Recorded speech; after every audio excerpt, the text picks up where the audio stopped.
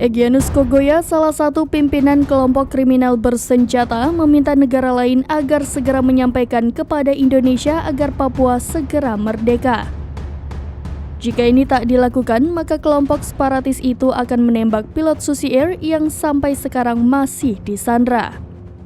Hal itu disampaikan juru bicara TPNPB-OPM Tentara Pembebasan Nasional Papua Barat Organisasi Papua Merdeka Sebi Sambom kepada wartawan pada Sabtu 27 Mei 2023.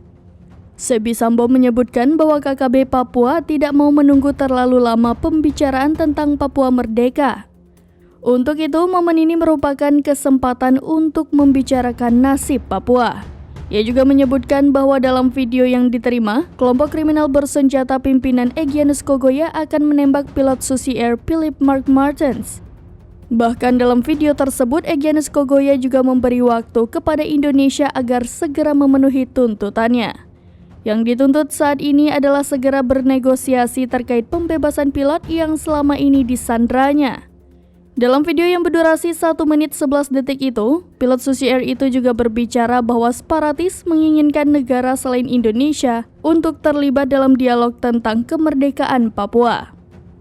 Lebih lanjut, Phillips juga menyebutkan bahwa jika pembicaraan itu tidak terjadi dalam 2 bulan ke depan, maka KKB akan menembak dirinya.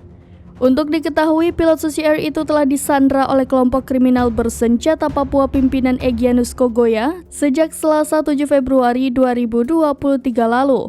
Pilot itu disandra di hutan Kabupaten Duga, Papua Pegunungan. Selama 4 bulan disandra, pemerintah Indonesia gencar berusaha menyelamatkan pilot tersebut.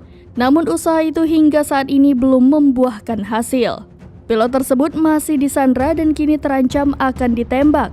Saat ini Polda Papua telah bersinergi dengan semua pihak termasuk meminta gereja dan uskup untuk bertemu dengan KKB Papua dan meminta pilot itu dibebaskan. Bahkan Komnas HAM Papua pun telah meminta untuk terlibat dalam negosiasi pembebasan pilot Susi Air itu. Namun semua usaha seakan menemui jalan buntu. Dan kini Egyanus Kogoya merilis video singkat yang berisi ancaman akan menembak mati pilot jika dalam 2 bulan ke depan tak ada pembicaraan antara Indonesia dengan KKB Papua.